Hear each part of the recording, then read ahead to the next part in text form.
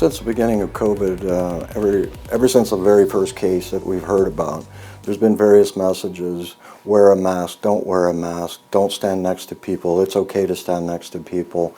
All these messages were confusing, not only for us as medical personnel, but for the patients that we treat. They didn't know. Some patients were just not going out in public because they were like, I don't know.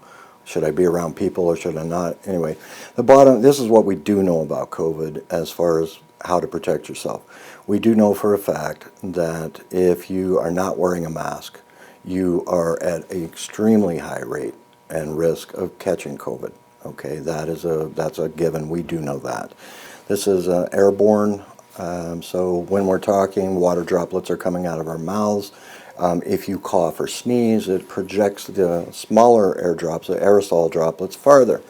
So here's the thing: if you're in a room, you're cram-packed, people standing right next to one another very tightly, somebody sneezes, pretty much everybody in that room is now at risk. They've got those water droplets if that person is positive for COVID. What we know today in terms of COVID is that in the beginning it was thought to just be another variant. It's it's bad. We need to take a look at this. That was fallacy on our part, and we made a big boo-boo there as far as a world culture.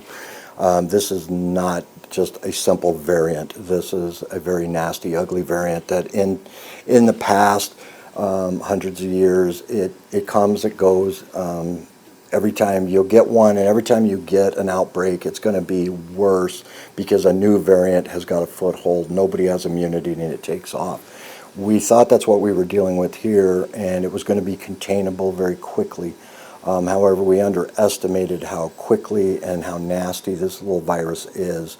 Once it grabs a hold, it causes extreme symptoms, and it's extremely transmittable to the next person. We can contain it, get herd immunity, we can all go back to having the lives that we're used to.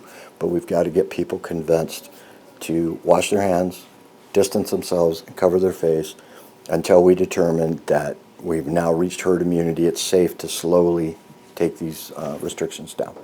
So with all of that being said, I know people may still have questions. They might have, something's not answered, something just isn't meshing. Okay.